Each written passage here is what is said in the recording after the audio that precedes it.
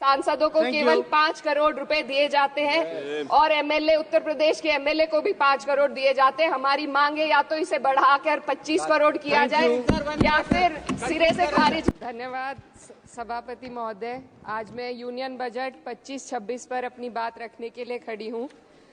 भारत के संविधान के आर्टिकल 38 भारत को एक वेलफेयर स्टेट के तौर पर पेश करता है और सरकार की जिम्मेदारी है कि बजट और उससे जुड़ी वेलफेयर स्कीम्स के जरिए इन आर्टिकल्स को हकीकत में लाया जाए।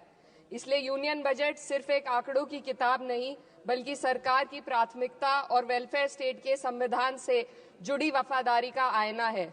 सरकार की जिम्मेदारी है कि इकोनॉमिक पॉलिसीज, जिनमें बजट भी शामिल है, ऐसी बनाए जाए जो गैर बराबरी को कम कर सके और सबसे ज्यादा गरीब वर्ग को सहारा दे।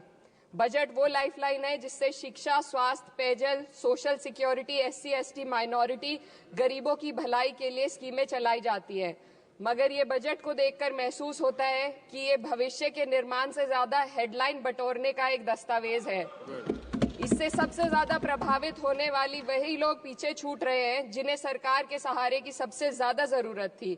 वो किसान जो बढ़ती लागत से परेशान हैं, वो नौजवान जो बेरोजगारी का सामना कर रहे हैं और वो औरतें जो निजामती रुकावटों से जूझ रही हैं और वो गरीब जो महंगाई के बोझ के तले दबे हुए हैं।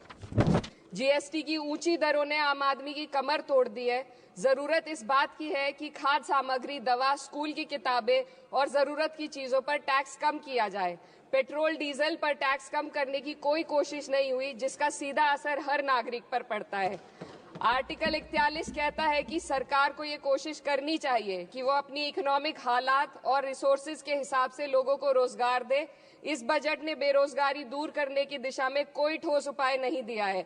नई नौकरियों की बात तो छोड़िए, जो पहले से थी वो भी खत्म होती जा रही हैं। स्किल डेवलपमेंट प्रोग्राम के नाम पर करोड़ों खर्च किए जा रहे हैं, मगर सवाल ये है कि ट्रेनिंग लेने के बाद कितने नौजवानों को असल में नौकरी मिल रही है। सरकार के पास इसका भी कोई आंकड़ा नहीं है। सरकारी विभागों में लाखों पद खाली हैं, मगर भर्ती का कोई प्लान नहीं है।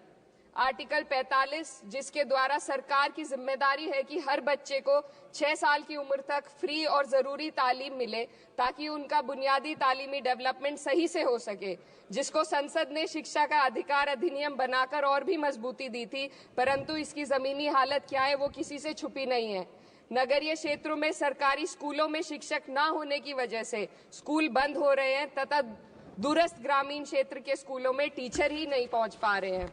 सरकार कह रही है कि डिजिटल इंडिया और एआई से तालीम का इंतजाम होगा, मगर जरा जमीन पर देखिए, उत्तर प्रदेश में सिर्फ 22% सरकारी स्कूलों में कंप्यूटर है।